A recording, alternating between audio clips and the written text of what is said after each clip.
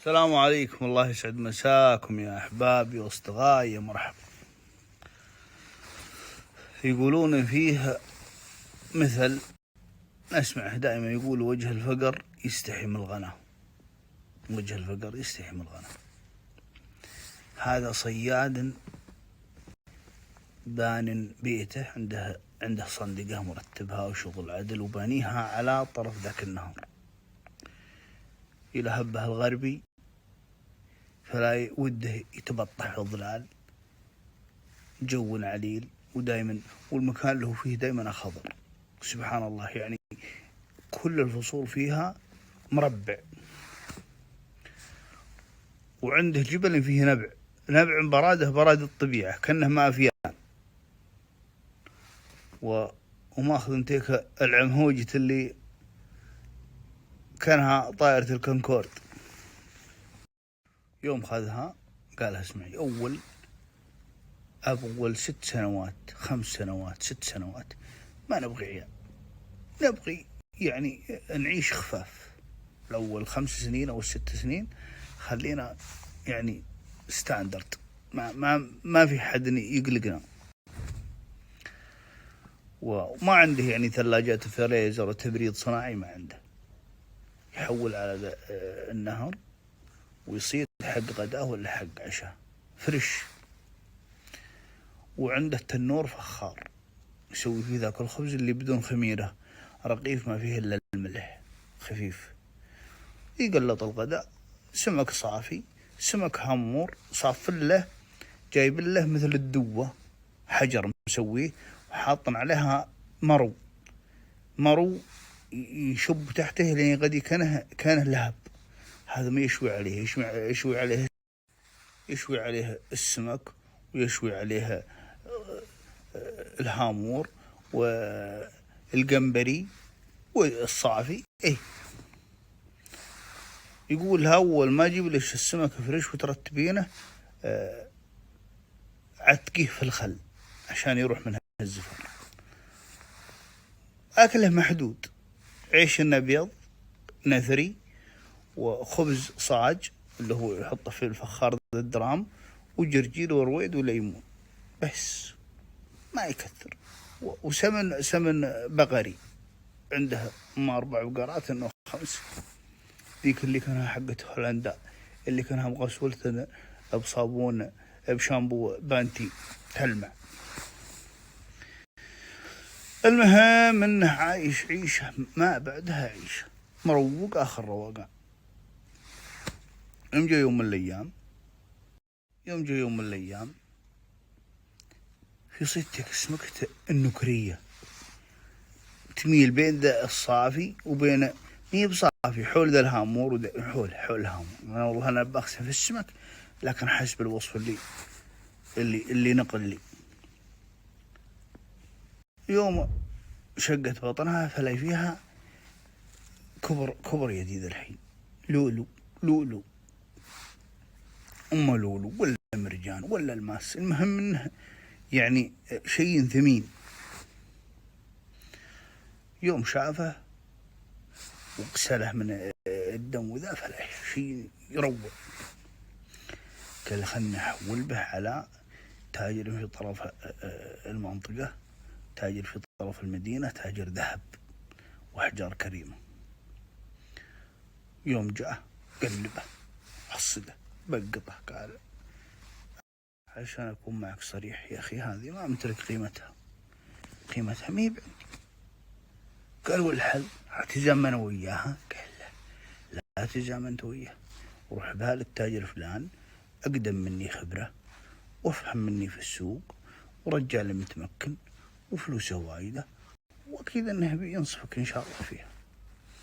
راح صوب ذاك يوم، راح قال له والله يا طويل العمر، هذه لا تقدر بثمن يا أخي، أنا والله ما أمتلك قيمتها، هذه غالية. طيب اضطر الله أجيبه، وين أروح؟ قال يا رجال روح ملك السوق عود إن هنا بلية البلايا مكال شاتان. ينصك عليه. يوم جاء فهي يصلي المغرب، الله صلى معهم لحق على الركعتين الأخيرة، الرجال مصلي. يوم صلى قال له أنا عندي والله عندي ذا القطعة وأبغى أبيعها. قال له بقطعك على هذه والله ما عشان أكون معك صريح والله ما أمتلك قيمتها عشان منين جايبها؟ قال يا رجال الله رزقني بها. قال اسمعني أنا عشان ما تضيع وقتك وتشغلني وتشغل نفسك، هذه روح بها للملك هو اللي بيعطيك سعرها، أنا ما أقدر عليها، هذه ميب عادية مو بي تاجر تعال خذ اشتر، هذه شيء ثمين. قال والملك كيف؟ فادخل عليه قال يا رجال جيت الملك كلم الحرس وقول لهم الكلام انك عندك كذا كذا ويدخلون. وراحوا يوم جاء الحرس ما خلاه يدخل ويدعي مسؤول الحرس. يعني مسؤول الحرس قال أنا أبغى قبل الملك عندي شيء مهم أبغى قابله. قال علمني وش تبغى منه؟ قال يا أخي أنا عندي هذه أنا أبغى أشوف الملك.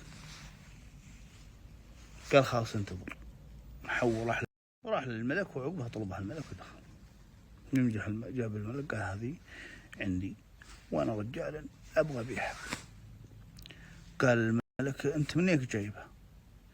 قال يا رجال الله اللي رزقني بها، يعني العادل والمنصف وملك المدينة، يعني أكيد أني يعني الله رزقني بها وأنا جاي نبيعها. قال خلاص خلها عندي وتعال لي بكرة. خلها عنده وهو مرتاح. جاء بكرة جاء قالوا الملك ما هو موجود ويقعد. يوم جاء ثاني يوم ويأتي قال الملك قال ما خلاه يدخل ممنوع تدخل، يا يمين يسار يمين ويقعد. حالته حالة يعني ما يتسرق ولا في مسجد بعض الأحيان يصلي فيها الملك تخطيه ويمر، بعض الأحيان إذا صادفت صلى فيه ذاك الليل طويل النهار العصر وإذا الملك ولي الله يعني مخلي الملك ذاك الليل مستانس آخر ناس ويجوده. قال يا جلالة الملك أنا جبت لك قطعة الماس على أساس أنك تشتريها وأنت منصف المظلوم ورجالا فيك خير ورجالا مصلي ورجال وأنا يعني ما تدخلوني عليك وهذا حلالي وكذا. قال أبدا تدخل إن شاء الله ولا الكر الأرض، تعال بكرة نبس جسمك عند الباب. ويروح يوم جاء بكرة وجاء قال يسمع عند الباب ويدخلونه يقابل الملك ولي الملك حاطها قدامه على تلك الطاولة قال اسمع أنا عشان لا أظلمك ولا أجحف في حقك، هذه القطعة لا تقدر بثمن نهائيا، أنا بدخلك في مغارة تحت الأرض تحت القصر فيها خزائن ما يعني مليانة ذهب ودولارات يعني شيء. الحين عليك انك تدخل في ذا المغارة وعندك 8 ساعات، اللي بتشله في ذا 8 ساعات حلال عليك، هو قيمة القطعة. قال لا أنا ساعتين تكفيني. قال أبدا عندك 8 ساعات، عقب ال8 ساعات خلاص ما عاد تقدر تشل مثقال ذرة. يوم دخل تحت المغارة ذي فلاقي تحت المغارة بلاد كامل، فليهنا مغريات الحياة اللي يضربها الوصف. أول ما انطحه مثل حرف ال ما فيه إلا جوار يشوون لحم صيد الريح يقلب النافوخ، والباقي يبيعون يقدمون لبن المخيض لبن حامض. قال أنا عندي 8 ساعات ولاحقني جوع ومن همي وتفكيري في ذا البلية ذي اللي من ما جيت ما خليتها أدخل، أبى أتغدى لي وانقف وعقبه بعطيها لبن حامض وعقبه بروح. المهم أنه كل شوية لين وقف هنا على الجريل ريش وما ريش وها الرجال قد له فترة ما يأكل إلا بحري، وعقبه حول على لبن المخيض يصقع له قلاصين في الدماغ سيدة. ويوم خلص ولا هنا خزاين اللي يفتحها مثل سكان الباخرة. شفت سكان الباخرة اللي يجيك كذا، سكان المركب الخشبي. يوم راح الخزاين فلي من دونها مثل الصلة المنحوتة، مثل هو مسواه كذا من الجبل، وتحته سرير ديباج على طريق نسناس ينفه. قال أنا باخذ لي قسط من الراحة 2 ساعتين، وإذا قمت حولت على الخزائن وعبيت لي خياش منها توكلت على الله. المهم عقب الشوي ولبن الحامض جاء في الديباج اللي يلعب كذا، يلعب معلق ويدفها نومه ويرقد ولا توعى الا الحرس يسحبونها برجله. قالوا له قم يا حبيبي خلص الوقت، توكل على الله. قال انا بيكم ما بعد اخذت لي شيء من الذهب. قال يا حبيبي خلص الوقت، 8 ساعات خلصت. يا قال لو يطلع من راسكم خلا فرنك واحد ما عاد تقدر تاخذ، فرنك واحد تعرف الباب توكل. ويطلعونه ويصيح وينيح يطر جيبه، يا سعادة الملك يا جلالة الملك. قال يا حبيبي أنا أعطيتك 8 ساعات، واللي وله شرط آخر نوم، والقانون ما يحمل المغفلين، وأنت يعني إيش تبغي غير 8 ساعات؟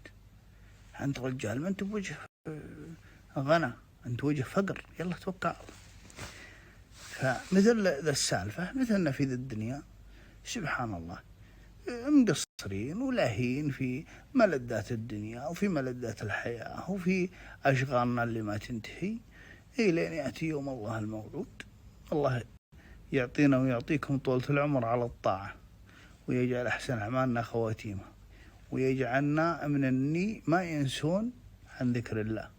نحن لاهين ومشغولين وكل عنده شغل ما يخلص، 24 ساعة هو يلوي. هذه القصة إن شاء الله أني طرحتها لكم بطريقة حلوة ومستحبة. ما نزلنا لكم اليوم شيء، والله كنت لاهي مشغول، عندي بعض الترتيبات.